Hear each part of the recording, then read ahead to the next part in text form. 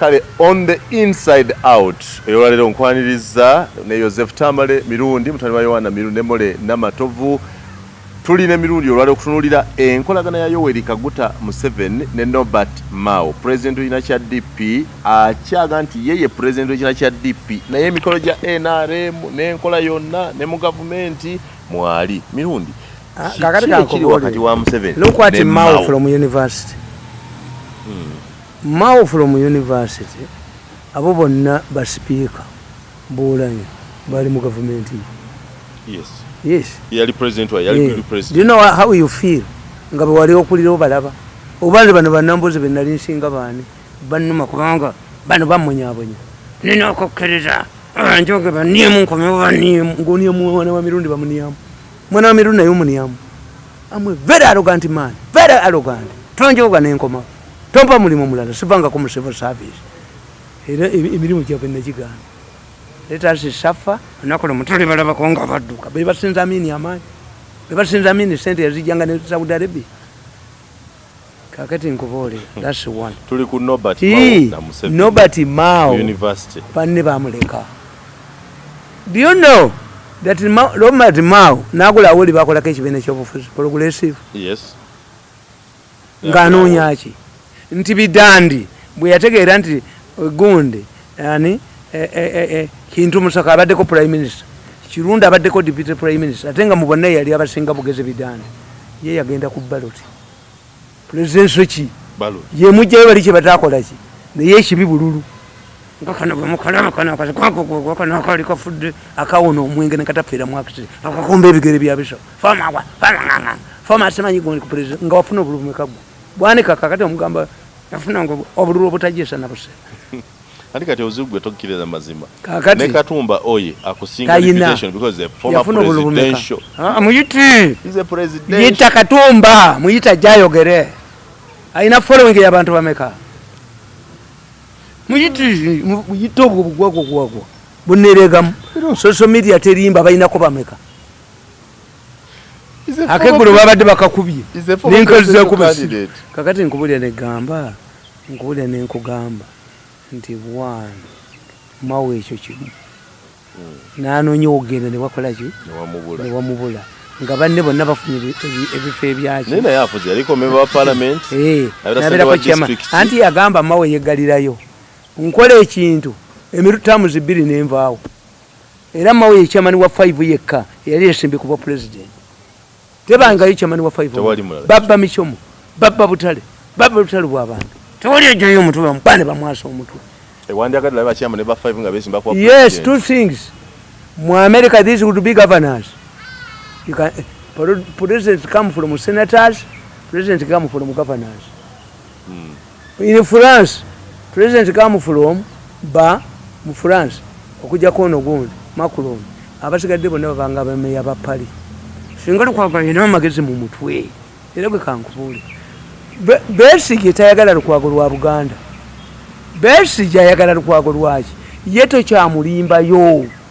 Nti ekibiina yakibawa n'abane opposition n'abawa mulati yafuna olukumirumu mu Uganda yonna. Besigye akimanyi nti mu Buganda twamugobamu. Besigye n'akimanyi nti mu Northern Uganda otalwa konberwa bakola ki. Besigye akimanyi ne bwoleeto yo musajja wammwe oba abagisu aba abagundi bamumma abateso. Abateso b'amaanyi Waiso Muteso, Speaker Muteso, abateso bali bamekagendo babale. The Vice President Muteso. Yes, kati ateba kyakuwa gwe Besigye ye musiru. You think Besigye is a fool? Besigye ye byokuwangula government yakola ki. Besigye kati is in a selfish mood. Besigye once you go in a selfish mood chemba gamba. Nti Museveni in his retirement is very selfish. Anoonya life yesigwanga. There are times when you look for your future. Noga sibana katugeze olwadde kansa ne bakuga nti tunde ennyumba y'owone okibalekera oyagala ogitunda owone yes ulikola endala abaana bagitunda ate nga ofudde kakati there is a time when you don't think about others nganze bwe baniyako mu state house I don't oba abaana basoma bate basoma baba nenjagala baba jozi bano butaddamu kunjoga kakati Besigye ekimwagaza lukwago Besigye ayagala legacy nti ekibiina FDC kisigalawo This is the first priority. He knows nobody can get the presidency on his ticket. Besi ye chati akankubuli. Obete yagamba omusajja Kajoba yali mu UPC. Force Museveni to announce the name UPC every press conference. Museveni n'atomera. Akasajja kamubuzanga Kajoba. But UPC was better. UPC is what did you omwana obete kyamwagalako. Kwogeza Museveni ki. Abantu balime kikola ki. Kukyerabira. Akuforcinga era nabagamba ti Museveni tamanyi bantu be nti babbi. Bana aboogezi bano kulale. Abo opposition baba wa sente. Seba president wano muwanga Kivumbi yatutawanya. Muwanga Kivumbi ayina endali. Temumundeza. Oyo gwatya gwe muba mutwala. Abamaze. He provoke Museveni to speak about an opposition candidate has won. Atenga bantu be bawadde sente. Bana aboogera ku mikulali. Ndoza takimanyi. Kuba Museveni semufere. Kakati nkubuulira negamba nti Besigye ayagala nganda. Besigye ayagala ugundi. Besigye ayagala Lukwago. Not because of Kigandaism. Lukwago bwatuula mu ntebe bagabana akasente akaze. Katudde ku Mao. Yes. Tudde ku Mao. So gambe Mao. Atenze ndi musanyufu. Nzamanyi bwe ndi omusanyufu ku Lukwago. Lukwago bwa meya agenda buvaamu ago. Tasobola kuwangula. Agenda buvaamu ati. Ate yesimbe kuba president. Anasigala kuba edi. Nali Lukwago kuba president abamuzibu. Ayina. Kankubuulire. Let me tell you. Hey. Bobi Wine tagenda kulekera Lukwago. Tasobola. Omanya amanyi Bobi Wine galina mu ekereziya. Abasiraamu tebajja kuwa Bobi Wine kalulu. Bajjukira emirembe gy'Amin. Bagenda baganira mu Buganda wano Mukatuliki n'Omusiraamu. Nzino amazina agatta omuntu. Bobi Wine tajja kuddamu kufuna bululu. Omusiraamu akugamba. Okimanyi nga kati Lukwago asinga Bobi Wine akalulu wano. Tumula Muwanga. Tubiddanga mu Muwanga bajja kukyawa. Tuyinza gamba mulema nti adduka mu Olympics n'asinga abaddu. Ebintu byogeranga naawe. Toyogera Muwanga. N'ogamba nti muziba asinga abalala okulaba. Leka. Wemula. Muwanga towemula. Kakati nze nkubuulira nti Mao bamutuukirira yakolagana dda nabo. He's not a new man in NRM. Yeah, he's not new. Do you know when Mao stood for the presidency? Yes. Bamusubiza billion 3. Abiri nali mubenye. Ne bamuwako 1.5 billion. Mukaluka na akaliure yesemba okuba president. Ne bamugamba oyina okukalemeramu. To recognize the results and to force Besigye to remain in nabo babetika. Bali basente. Naye sijja kunoonya abaana baabwe. Bali bakubemigo ne babawuliza. Okubabuzabuza ebibiro. So you aren't bwoba oli important zotigatika mukazi for sex. Okubalimba nemuzanyo bajja kuba abaana baabwe. Lukwago oyo umwe olowooza nti FDC ayagala kuleeta Lukwago avuganye Bobi Wine. Nga bonna Baganda Besigye ayagala muntu gwanala naye sente. Besigye has cultivated the confidence of donors. Akantu kajja kusigala nga kajja tayinza kagoba n'oyo. In fact kambabuli abasajja bo tebabala. Nandala mafabyo banga basente lwa FDC kabaji mugobe mutu lebegobana anti abayuziresi. Hausigala abadde gwe batuma okuteeka eddagala erikuba ono omukazi ono ayingire kasi omugoba abayuziresi. The moment you chase away Nandala Mafabi, who is a model of NRM, what does he get? He simply will go. Chivule bali bakusasa tibamanyi. Atoba gwe singa emikolo egyo gibeera nga emikolo gikolebwa virgin, but you have to lose your virginity. Can you gain it? Bano abasajja bagezi olumala okukozesa kati nganze babadde bagamba nga badduka nenze ndi mugezi muntu gye bali ko sente bazimuwa. And you dank money to an intelligent man like me. Abamanyi mu babeera mu emyaka 15 ngamba study muli bantu mu ani gwe mu ejogoli kokuniyo kunyala okunya. Kakati kitegeere nti Mao bamukozesaawo. Kati Mao ensobi gye yakola yatya omuntu omugezi toyinza muzanyisanga ekintu kitta future yokujjako betikano and others. Whatever Namboza ayogera Namboza omuwa ssente butakwogerako naye tomuwa ssente kudifendinga. That's why she's floating. Omuwa sente. Butakwogerako. Nesi kukolera. Naye ba strategy. Nti mpe mirundi sente kunjogerako.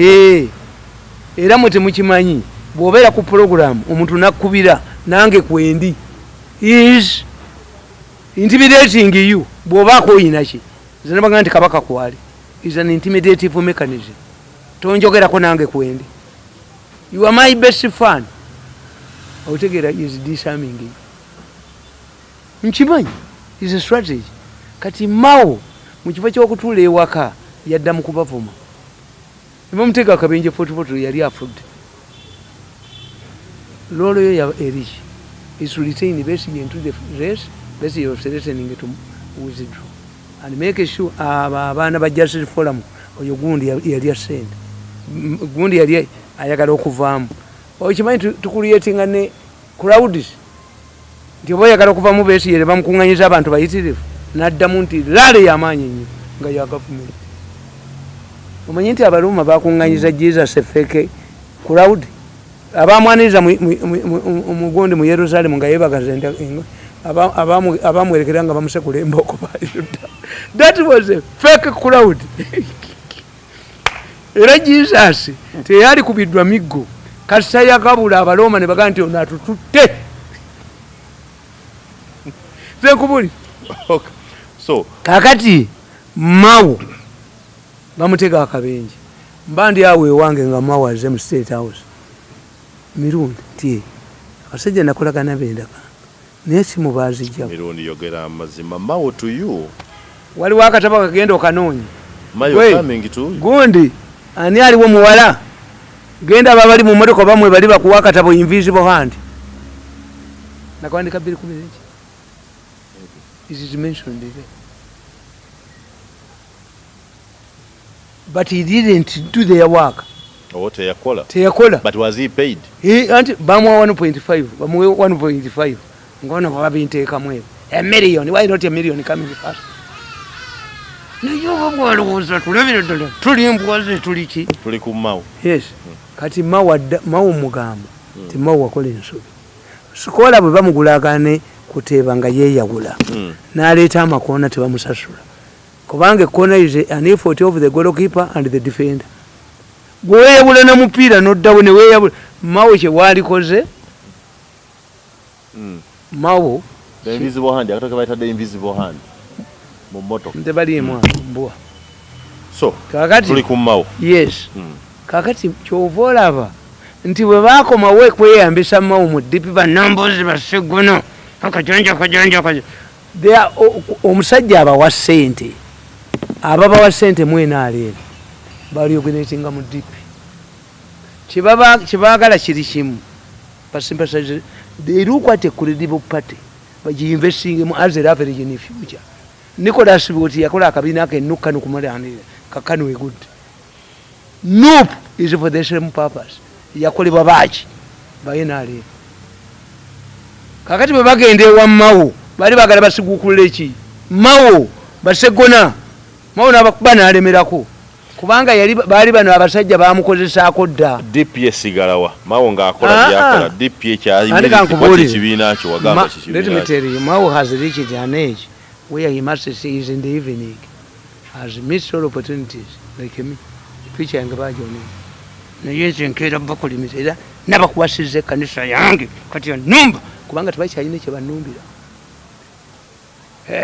This one is the tapes as what the mukozi. But it's a sentence gobi. Kakati wange bashima yoji. Kasi tabaja kanisa ojimanyi. Ya beba waniko obugu. Muje kulaba abakubidwe ebigengirizo suffer from leprosy. Two things to follow mad oba leprosy. Kwati bayine kye bamanja. Byonna bye bamanja nabiwadde muhozi. Recording is za myaka 10. Ekyo guli bagwere ddala mutwe. Kakati Mao. Era aba Mao bwe yagambye nti agenda kubuuza abantu baawo. Pewabwe. Yes. Kati Mao akulaga ki? Beguru. Is no longer interested in DP. DP emuteekewo. Ate abantu bewabwe mukusambira agamba abantu bewabwe banga nti kye wakoze ekitu yagenze banga nti wakoze ekitu. Okimanyi nti Mao asobola tali mu kye wakoze ekitu. Tali mu parliament. He would be a good speaker. by the way kakati kankubuli and he can become a good speaker batasobola kubanga tali mu parliament no bwajja mu parliament yedda kubayinza okumusikiminga nga yene ekyokubiri Mawa neutralize ono omwana uyu omwana gundi kiwanuka alikiwanuka is in big trouble nzamanye bya Uganda Mirundi oyina kyoyogedde kyendabye abakyoli bano bafiirwa obwa speaker bwabwe Oulanya bwe baleeta Mao n'agenda ng'azimba mpola Mao is a lawyer Mao can become the next speaker mu bukadde bwe ayagala kola bugagga he can become the next speaker of parliament DP kati his life is more important than his DP oyina kyoyogedde kyendabye I'm a good analyst qualifications of a speaker is a good speaker uja ali mu justice and constitutional affairs amateeka agati do you know the open indicators the only Oulanya was not here Nacholi no ne yali ayogera kitaawe yatamanyi Lucholi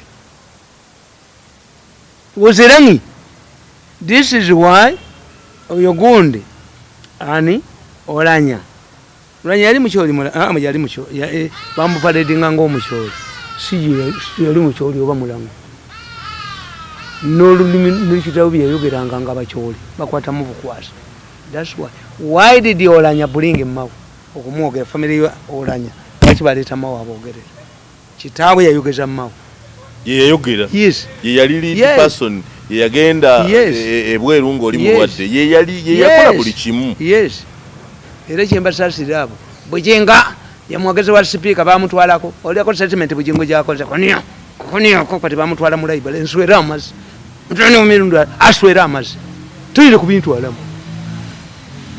nzewa am I furniture to be moved from one room to another do I have pension oliako njogo nim so do you think time is ripe for Mao to leave DP asobola kujwa na agita yes ate yabakoledde yekka.